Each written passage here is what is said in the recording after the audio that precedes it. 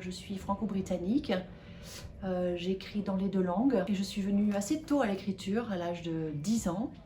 J'ai heureusement été encouragée par ma famille. Et puis j'ai publié finalement assez tard par rapport à l'âge à laquelle j'ai commencé, vers 30 ans. Mais mes livres n'ont pas eu vraiment de succès avant la parution d'Elle s'appelait Sarah en 2007. Et puis donc mon parcours, je vous dirais que j'aime bien explorer dans mes livres ce qu'on n'ose pas se dire.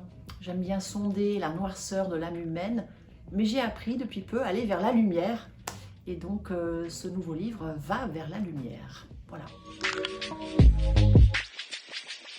C'est l'histoire d'abord d'une jeune femme qui va aller mieux, qui est, on va dire, sous emprise de plusieurs facteurs déstabilisants dans sa vie. D'abord une emprise intérieure très difficile que le lecteur va découvrir. Et ensuite, elle va rencontrer d'une façon fracassante, lors d'un accident, une personne, une certaine Dominique, une femme assez particulière qui va vraiment la sortir de sa zone de confort. J'ai voulu ici explorer ce qu'on ressent justement au contact de quelqu'un de très différent qui vous emmène ailleurs. Mais j'ai eu aussi envie de parler d'un certain Émile Zola qui est très important pour moi. Donc Émile Zola est dans ce roman également.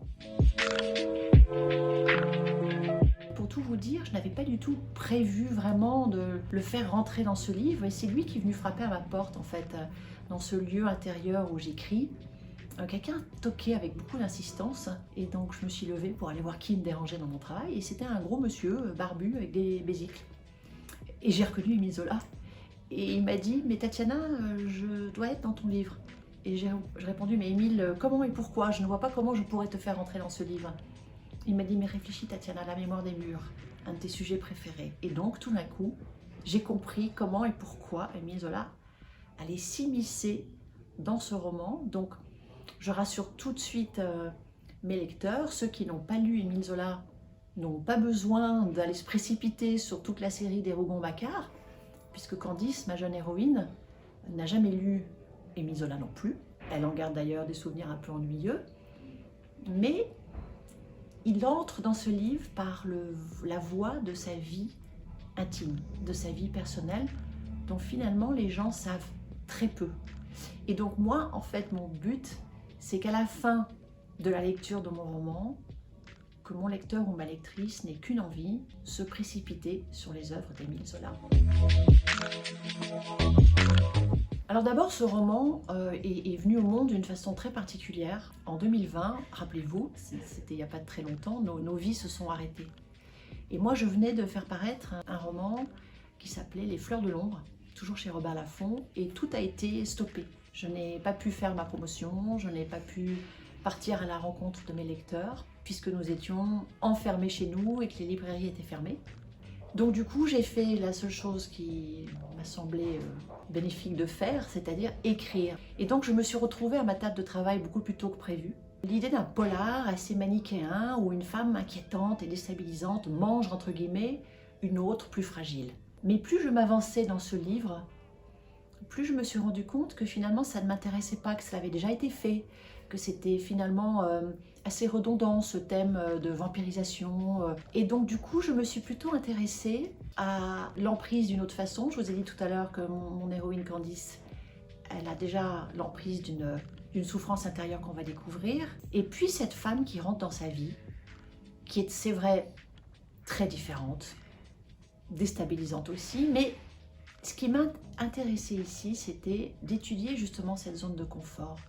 Qu'est-ce qui se passe quand on en sort? Et donc j'ai été embarquée par mes deux héroïnes, l'attachante et fragile Candice, cette jeune femme de 28 ans, ingénieure du son, dont la vie va vraiment changer après avoir été témoin de ce terrible accident de la route. Et puis Dominique Marquisan, cette étrange femme assez fascinante, que les gens soit détestent ou adorent, qui ne met personne d'accord. Mais c'est aussi l'histoire d'une jeune femme qui va enfin comprendre qui elle est vraiment et qui va couper certains cordons. Je ne vais pas en dire plus, mais en tout cas, ce livre m'a fait énormément de bien. C'est un livre qui est né dans le cœur noir de la pandémie, du confinement, mais qui va vers la lumière avec mon héroïne. Donc moi, il m'a fait du bien et donc moi, je vais beaucoup mieux.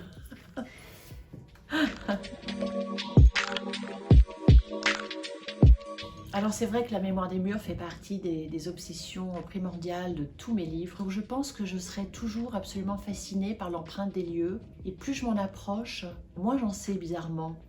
Donc je pense que je continuerai à écrire dessus. D'ailleurs, un prochain roman, il est aussi question de mémoire des lieux. Dans ce roman, je donne à Dominique ma passion pour ces lieux où ces grands écrivains ont mis leurs pas, en fait, ont travaillé, ont dormi, ont aimé, sont morts. Me rendre sur les traces, les vestiges d'un endroit où un écrivain que j'admire a vécu, c'est pour moi une façon de lui rendre hommage. Je vous conseille, si vous avez peur d'attaquer les Rougon-Macquart, lisez Thérèse Raquin, qui est un de ses premiers romans, qu'il a écrit à l'âge de 27 ans. Ce livre a fait l'effet d'une bombe quand il est sorti. Ce livre raconte l'adultère brûlant et dévastateur entre une sage jeune femme qui a l'air très flegmatique comme ça, qui s'appelle Thérèse, et un jeune homme qui est l'ami de son mari. Tout se passe dans une boutique noiraude au fin fond d'un passage à Paris humide, dans une petite mercerie. Ce livre-là, franchement, si vous le trouvez ennuyeux, vous m'écrivez. On va régler ça ensemble. D'accord? Voilà.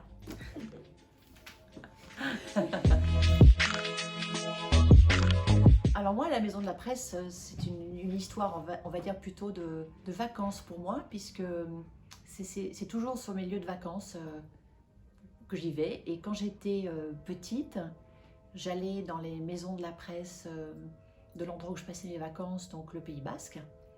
Et donc je me rendais là. D'abord, j'adore l'odeur de ce genre de magasin. Il y a tout, en fait.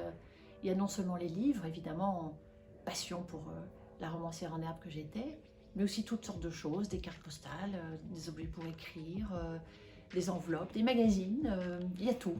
Donc c'est un lieu de perdition merveilleux où je me rendais et où je me rends encore avec beaucoup de joie, et je continuerai à le faire. Évidemment, j'adore ce genre de magasin et j'espère qu'il va perdurer longtemps, donc longue vie à vous.